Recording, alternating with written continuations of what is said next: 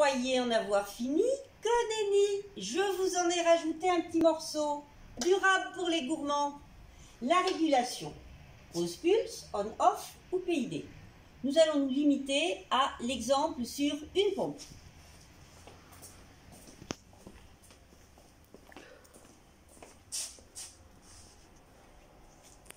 Nous avons un pH de 6. Nous voulons obtenir un pH de 4. Pour ce faire, nous avons assigné la pompe numéro 1 à la régulation acide. Jusqu'à présent, nous ne nous étions pas tracassés de la valeur qui devait être mise dans ce pourcentage, coefficient de multiplication. Je viens de mettre un coefficient de multiplication de 50. Je mets en marche la régulation acide. Il va falloir filmer la pompe numéro 1.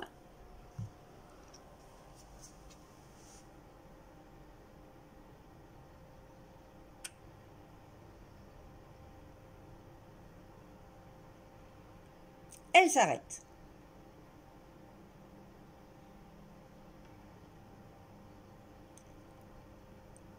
Elle reprend, etc. Je la remets à 100%.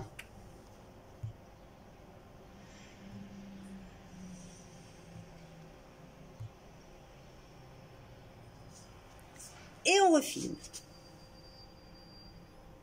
La pompe ne s'arrête pas, elle tourne en continu. Voilà. Donc, pour rejoindre ce que je vous ai raconté en cours,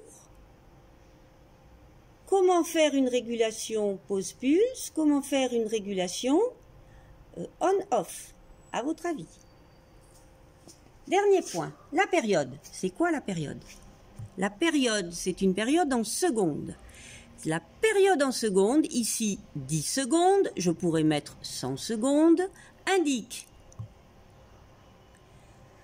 le temps pendant lequel s'applique l'activité de la pompe. Quand on a mis 100, ça veut dire qu'elle va s'appliquer tout le temps. Une période de 10 secondes succédera à une période de 10 secondes, succédera à une période de 10 secondes. Ça fonctionnera tout le temps, sans arrêt. Si je mets 50, la période de 10 secondes sera fractionnée en une période de 5 secondes où elle va tourner et une période de 5 secondes où elle va s'arrêter.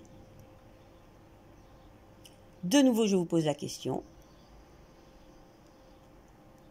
D'après vous, comment faire pour appliquer une régulation on-off? Comment faire pour appliquer une régulation pause-pulse? Dernier point, PID. Prenons la température.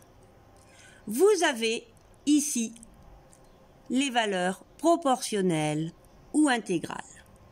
Cela correspond à ce que je vous ai raconté dans le cours. Ici, vous pouvez changer la valeur proportionnelle, ce qui changera automatiquement la valeur intégrale. Voilà, cette fois-ci, c'est la bonne. Au revoir.